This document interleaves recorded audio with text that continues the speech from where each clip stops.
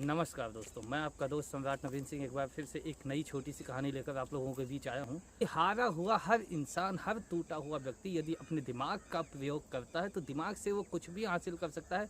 कहीं भी कोई भी सफलता उसे तुरंत मिल सकती है, उसको इंतजार नहीं करना होगा, ज़्यादा कोशिश करने की आवश्यकता नहीं होगी।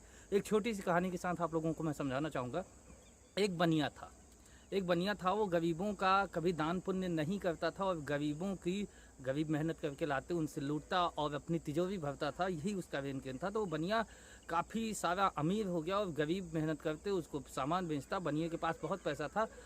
धीरे धीरे करके बनिए के मरने का समय आया, तो मरने से पहले उसने कभी दान पुण्य किया नहीं था। तो एक गाय भी जो मरने ही वाली थी, हाल फिलहाल 1-2 दिन में गाय मरने वाली थी। तो उस बनिए ने क्या किया कि उस गाय को एक ब्राह्मण को दान दे दिया गाय, और बनिया दूसरे दिन बनिए की मृत्यु हो गई, देहांत हो गया। और वो गाय भी 2 दिन बाद मर गई उस ब्राह्मण के घर। यमराज के यहाँ सभा लगी। यमराज के यहाँ जब वो पहुंचा तो बनिए से कहा गया कि देखो बनिए, इस बनिए ने कभी दान पुण्य नहीं किया है, कभी पूजा पाठ नहीं किया है, गरीबों के पैसे से अपनी तिजोरी सिर्फ भरी है, सिर्फ अपनी तिजोरी भरा है और कुछ काम नहीं किया है। लेकिन हाँ, मरने से पहले एक बार इसने दान किया है, एक ब्राह्मण को एक गाय दान किया है। तो उसके लिए एक दिन और एक रात इस बनिए को स्वर्ग का सुख, बैकुंठ सुख मिलेगा।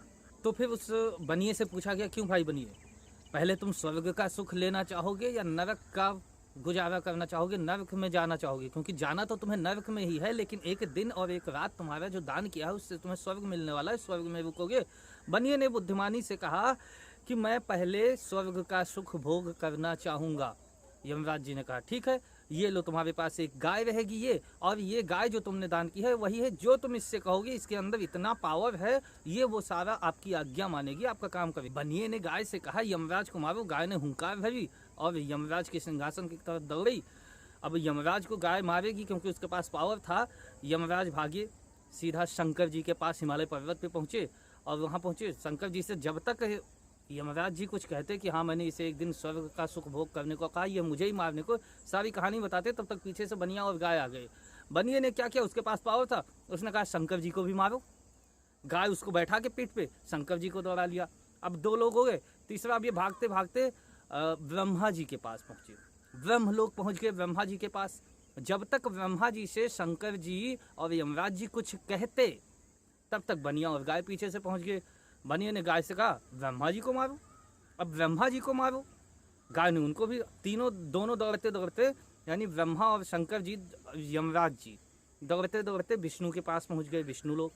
अब विष्णु भगवान से जब तक कुछ कहते तब तक उनके यहाँ आशीर्वाद प्राप्त करने का समय खत्म हो गया। पीछे पीछे बनिया और गाय पहुंचे तो आशीर्वाद उनको मिला नहीं, तो उसकी जो शक्ति थी, जितनी भी शक्ति थी, वो सब गायब हो गई। तो अब ब्रह्मा जी को क्रोध आया, वो अपना सोंटा लेकर बनिए को दौड़ाए मारने के लिए। तो विष्णु जी ने कहा सुनो मित्र, जो यहाँ आकर वैकुंठ में, स्वर्गलोक में आके ब्रह्मा विष्णु महेश के दर्शन कर लेगा, वो स्वर्गलोक का उत्तरदायी हो जाता है।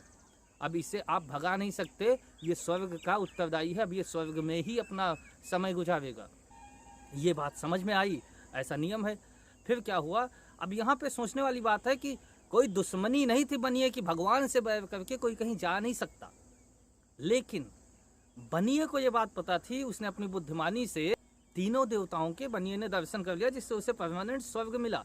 तो इसीलिए दोस्तों, हमें हमेशा काम सब करो लेकिन अपनी बुद्धिमानी के साथ करना चाहिए। कोई कुछ कहे उनकी बात मानना चाहिए, सब कुछ होना चाहिए, लेकिन कहीं ना कहीं अपनी बुद्धि का भी प्रयोग बराबर करते रहना चाहिए, क्योंकि बुद्धि से किया गया हर कार्य कभी विफल नहीं होता, उसका हमें लाभ मिलता है। इसी के साथ मैं अपनी कहानी को समाप्त करना चाहूँगा दोस्तों। जय हिंद, जय भारत, वंदे मातरम।